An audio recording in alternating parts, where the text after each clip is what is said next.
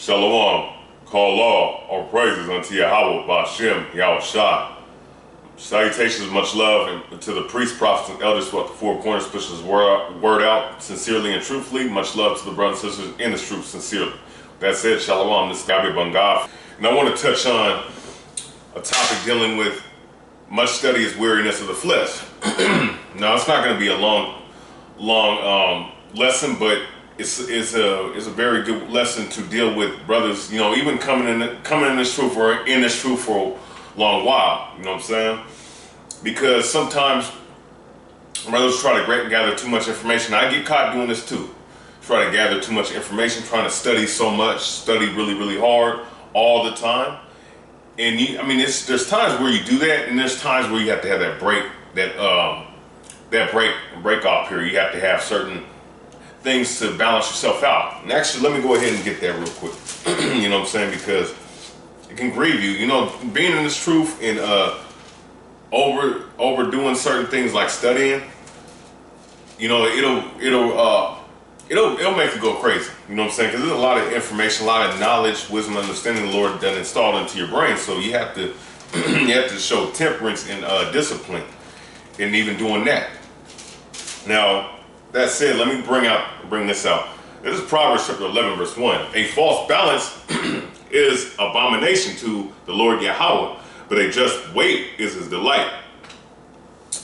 Plain cut to the point. A false balance is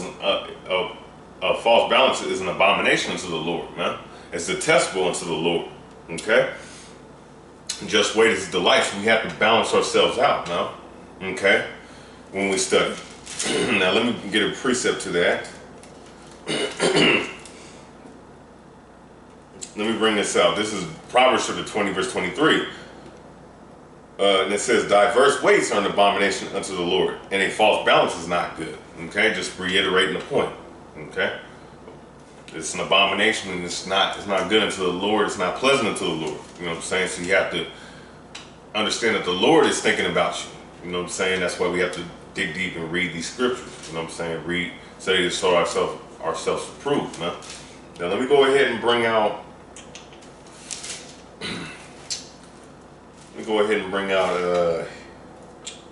Hebrews real quick. Let me go Hebrews chapter 5. Because this goes with everybody, you know what I'm saying? No matter how long you've been in the truth, you know what I'm saying? It applies to everyone, you know what I'm saying? Because you need a break off period, sometimes you got to do certain things to keep your mind off a certain matter. That's why sometimes brothers will tend to do certain, you do recreational things to help appease that flesh, appease that soul, man, to make it cool off. You know what I'm saying? For lack of a better term. Okay. Let me get this though. This is Hebrews chapter 5, verse 12. For the time ye ought to be teachers, ye have need that one teach you again, which be the first principles of the oracles, which the oracles is speaking of the Torah, okay? The first 5 books that Moses wrote of, and it says, which be the first principles of the Most High, which become such as have need of milk and not a strong meat. And that's why you have to get the milk before you get that strong meat, because that milk is that foundational aspect. And sometimes there are brothers that be in this truth for long years that don't have the foundation, that great building block, that great rock, okay, like the Bible speaks of, you know what I'm saying, that rock, that strong solid foundation, you know what I'm saying. And brothers coming into the truth may not don't even have nothing, you know what I'm saying, in terms of a foundation to build on. That's why you have to get the basics and the fundamentals first before you can get into the deep waters. Verse 13, for everyone that uses milk is unskillful in the word of righteousness, for he is a babe. Right, so not everybody that uses milk, uses the basics, is slut. For everyone that uses milk is unskillful. You know what I'm saying? And the milk is the foundation. Hell, you even got brothers in the truth that can't deal with the milk. Okay? Especially not brothers coming in, but even brothers that are in the truth for X amount of years are not as skillful with the milk. Okay? You know what I'm saying? Just throwing that out there, verse 14. But strong meat belonging to them that are full age, even those who by reason of use have their senses exercised to discern both good and evil. And that doesn't always, and when you deal with that scripture, that strong meat can come to certain individuals at a point in time, a particular time. Okay? Because not everybody, even like X amount of years do count for something, because that's experience. Definitely. You know what I'm saying? But in terms of certain deeper understanding, some things a brother can get quicker than a brother that's been in the truth long periods of years. You know what I'm saying? And there's many examples of that. That's why I wouldn't say evolving. That's the wrong type of word. You can't make the truth better. The truth is great in and of itself. Is revealing revelations, okay, that are being done, okay, and certain brothers that may not have been in the truth as long as someone else can get them deep revelations at a quicker time. You know what I'm saying? That's just how the Lord deals. And I'm gonna go ahead and bring out a precept to that real quick. Dealing with that in the Apocrypha, Wisdom of Solomon, chapter 4, verse 8. And it says, "For honorable age is not that which standeth in the length of time." Right, honorable age is not, it doesn't stand in the length of time. Because not always, you can be an old fool in this truth. You know what I'm saying? You could be a guy that's been in this truth for 20, 50 fucking years, excuse my language, 50 some years, okay? But been in this truth for so long, but still be an old fool. You know what I'm saying? You know, vice versa. Let me reread that. Wisdom of Solomon, chapter 4, verse 8. "For the honorable age is not that which standeth in length of time, nor that is measured by number of years." It's not measured by number of years, okay? "But wisdom," it's knowledge, wisdom, and understanding, "is a gray hair unto men, and a spotted life is old age." Okay, so that's speaking on someone that gets the knowledge, someone that is able to discern the knowledge through whatever time that he gets it. Okay, that's the honorable age. Okay, that's the one that's honorable.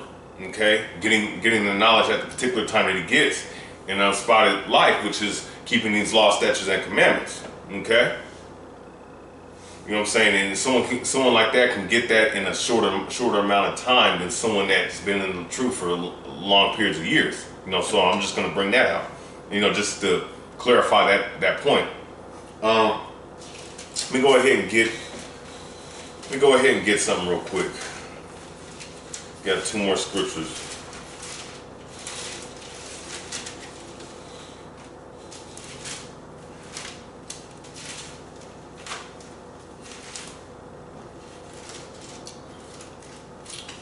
Actually, let me get the one in the Apocrypha real quick.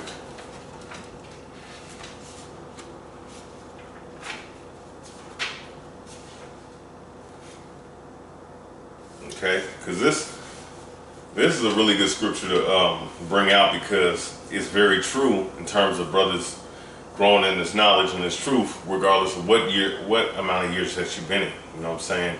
1 year, 20 years, it doesn't matter. All right, this is the book out of the Apocrypha, Sirach, Ecclesiasticus, chapter 11, verse 11. Okay, "There is one that laboreth and taketh pains and maketh haste, and is so much the more behind." Yeah, there's one that hasteth, trying to gather all this knowledge. Oh, I'm gonna read this book, that book, that book, that book. I'm gonna do all this, trying to get it at a fast pace, but he's still far much behind. Okay. Verse 12, "Again, there is another that is slow and have need of help, wanting ability, and full of poverty. Yet the eye of the Lord look upon him for good, and set him up from his low estate." Right, so you see that? The Lord, he's able to set up brothers in this knowledge, you know what I'm saying? He could set up somebody that's slow, someone that, let me reread that. You know what I'm saying? This is how beautiful the scriptures is. This is how beautiful the Lord is, man. Okay? Again, there is a verse 12 again there, Sirach chapter 11 verse 12 out of the Apocrypha. Just throwing that out there again. Again, verse 12. Again, there is another that is slow and had need of help. There is one that is slow that had need of help. That may get things slower, that may not be as quick witty as some other people are. Some other people are. Wanting ability, may not have the abilities like the other brothers have in this truth, and full of poverty. Some brothers broke. Some brothers can't get a whole bunch of resources, man. Okay. Yet the eye of the Lord looked upon him for good and set him up from his low estate. That's why the Lord said he could raise the rocks, man, to push his word out, man. And that's the beauty of the scripture. That's why it's beautiful to have balance in your life, man, with this truth. Okay? Let me keep reading. And lifted, verse 13, and lifted up his head from misery, so that many that saw it marveled at him. Just so that the Most High can be exalted in his great power to raise up somebody like that, man. Okay? And actually, before I continue on, let me get a precept to that real quick. I believe it's 1 Samuel's.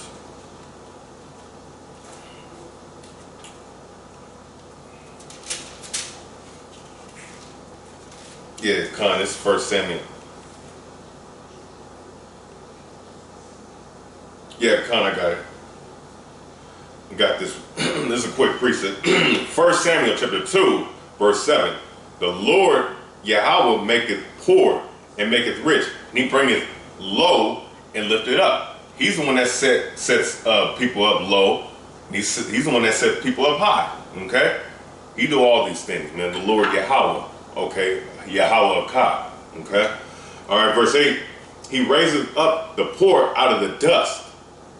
Raises up that poor man, that was in the dust, that ain't got nothing. Just like I love that speech that Malcolm X made years ago.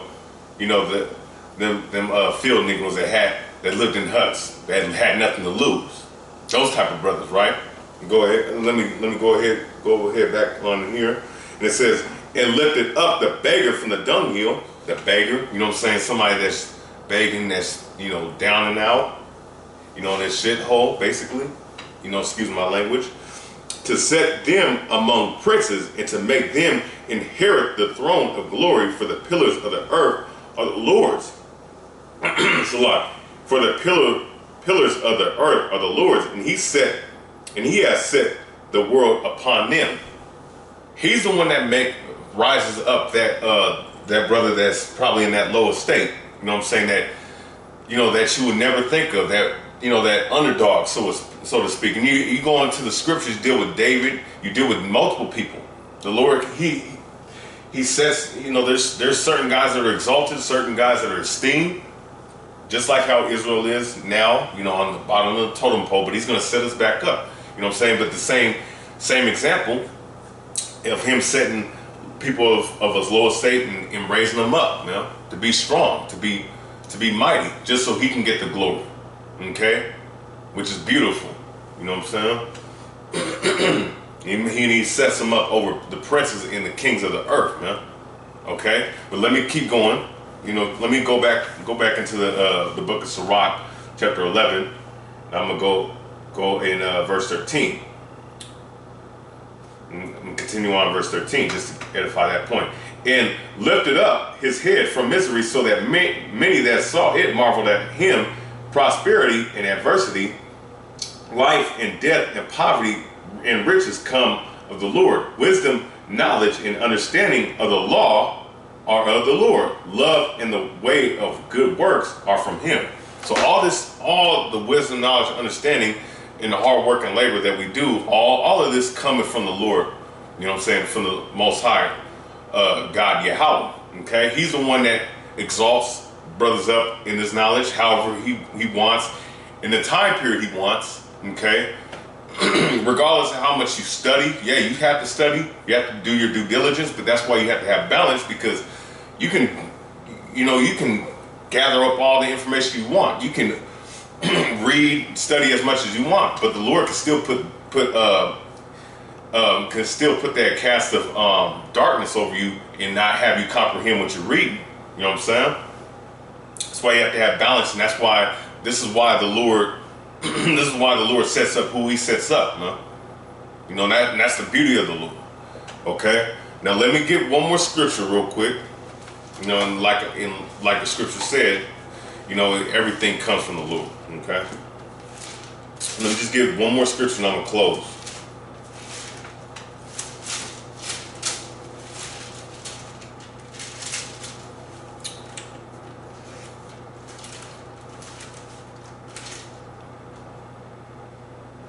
All right, I'm gonna bring this out. Ecclesiastes chapter 12, verse 12. And further, by these, my son, be admonished, of making many books, there is no end. Yeah, you know, obviously, making a lot of books, there is no end to it, you know what I'm saying? Because you can make a lot of books on a lot of things, okay? But let me continue on. And it says, and much study is weariness of the flesh. Much study is weariness of the flesh, okay? So a lot, like if you study too much, you study too much and try to gather things too soon, and don't pace yourself properly, it's weariness of the flesh. And it is. You know what I'm saying? That's why sometimes you see a lot of brothers go blind, you know what I'm saying, or have to have reading glasses, or you see certain brothers, you know, troubled in their flesh. That's because you're studying too much. You're not balancing yourself, okay? And this is why, that's why you if you have that proper balance, like the scriptures speak of, which is an abomination to not have balance, especially studying these scriptures. That's why, you know, that's why the Lord, He sets up who He sets up, because you're not on your own time. You're on Yahawah's time, man. Who is the Ancient of Days. Before time was, He was, man. So that's why you have to pace yourself, man. And it's truth. Okay. With that said, though, hopefully brothers and sisters was edified. This is Rayabya Bunga. Love to the priest, prophet, and elders of the four corners. And much love to the brothers and sisters in this truth. Sincerely. Okay? That said, Shalom.